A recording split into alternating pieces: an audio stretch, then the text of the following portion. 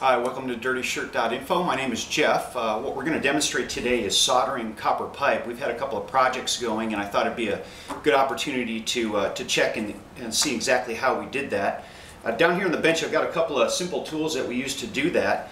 The first off right here is, generally speaking, you need to be able to know how to cut pipe, and we've got a couple of ways to accomplish that. This one is a sort of shaped like a C-clamp.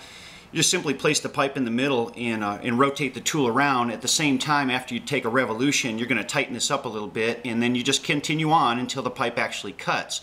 So this one is able to handle a little bit larger pipe, 1 inch plus. I don't typically find that in the house, but it's capable of doing that.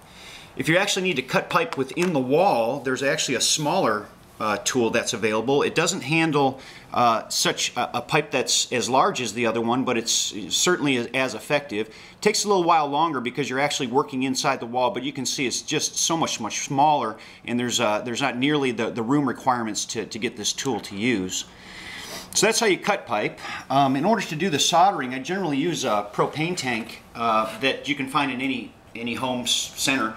They also have MAP gas. I've never actually personally used that. I'm sure it has its own job that it does very, very well, but I typically use the propane, and this stuff lasts me forever. I've had a couple of friends and relatives who have moved out of their homes, and they've continued to give me more cans of this, so it seems to last a really, really long time.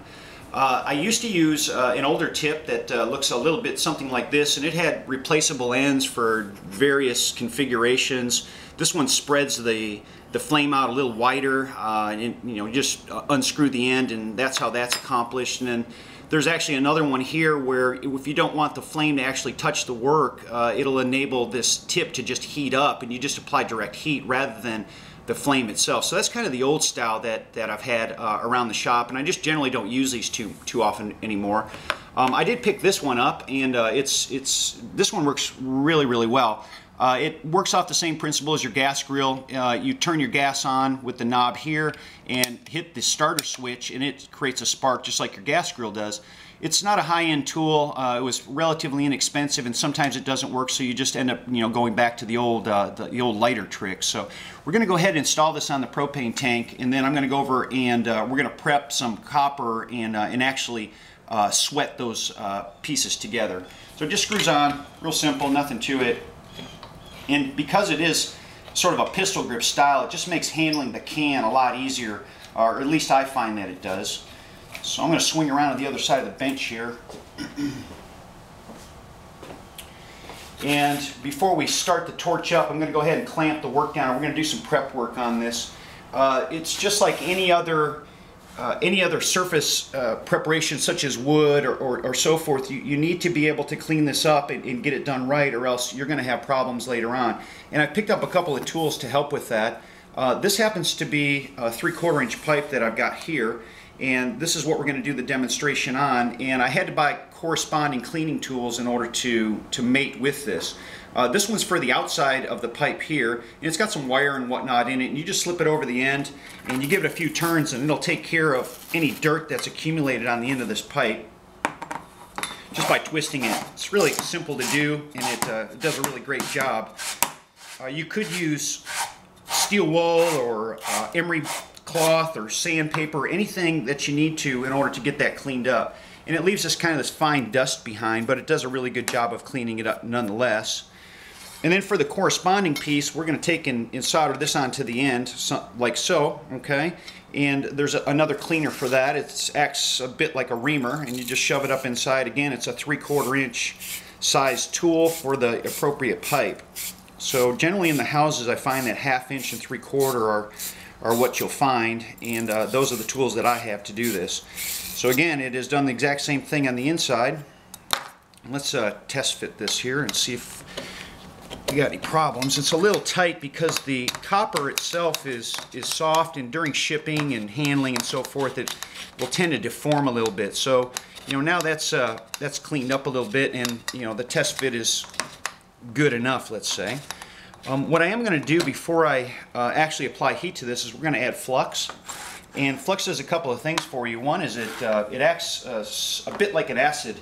It has a cleaning agent in it, and it'll cause the solder itself to actually flow to places where it needs to be. So I'm going to take my finger and dab a little on there, and I'm going to be pretty generous about it. I found that two things cause problems when I do this kind of work. One is not enough flux, and two is too much heat.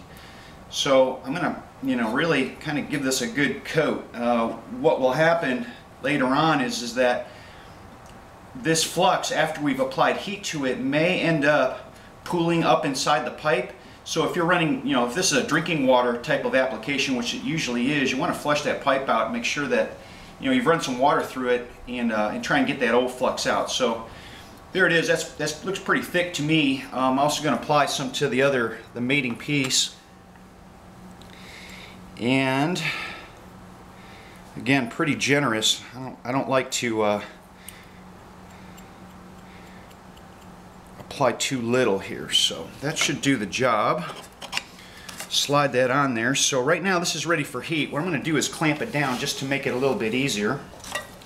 Copper is really soft, so I want to be careful about how I do this. I'm just going to get it off the bench, and whenever I'm doing this kind of work, if I can, I will do as much of the soldering on the bench as possible, and then carry, say, an assembly over to the wall, and maybe you've got one or two joints that still need to be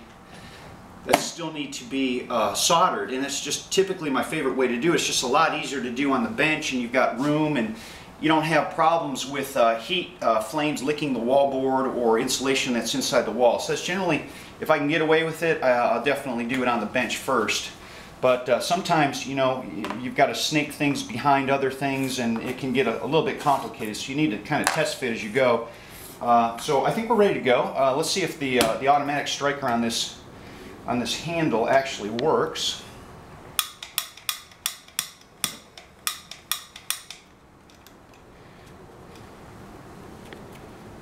Get my solder ready before we actually start that up. I do also have, too, I forgot to mention, I've got a piece of material that I picked up quite some time ago, and it's actually fireproof or fire retardant, I guess you might say. So if you were actually going to sweat this pipe inside the wall and you needed to protect something from catching fire, you could sort of wrap this around the pipe that you're working on. This will not catch fire at all, and it tends to keep those licking flames away from things that will combust. So it's something to keep in mind. I've seen guys talk about using cookie sheets, things of that nature, to prevent the same thing from happening. But cookie sheets are big, they're not flexible, and a lot of times you're in a very small space. This piece is about $15. It's kind of costly for what it is, but again, for what it saves you, or the security that it provides, maybe that's not such a bad price at all. So let's go ahead and get the torch going here.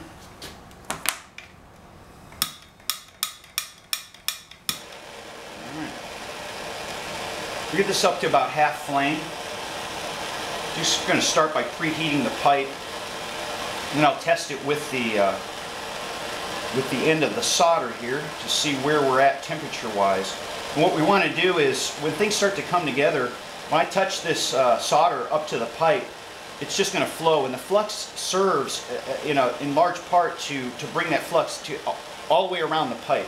So that's what we're looking for here, and you can tell pretty quickly when things are going your way and when they're not. A globby style of joint here would not be something that we'd be after. We want it to actually look like almost like flowing silver is what we're after here. Okay. Come over here and heat this up a little bit more. Try and get the heat all the way around the pipe if I can. Sometimes, again, depending on where you're working, that's not always possible. Okay, so let's take a look here. It's not hot enough. It won't melt the solder just on the pipe itself, so we need some more heat. I can see the flux is turned into sort of more of a liquid. I can see some of it, so see the solder is just starting to melt. Alright, let's try it and see what we have here. Yeah, it's flowing really well. Okay, it's filling up the joint right now as we speak. And that's it. That job is done. So what we'll do is we'll let this cool. I would not want to touch that at all until that's had a chance to really cool off and sort of set. What I'll do also too is that the flux is flowed all over the pipe end itself, and I want to wipe that off. That stuff is corrosive. It's just generally some nasty stuff, and you just don't want that to remain on the pipe. So we'll let this cool. That'll probably be about 15 minutes or so.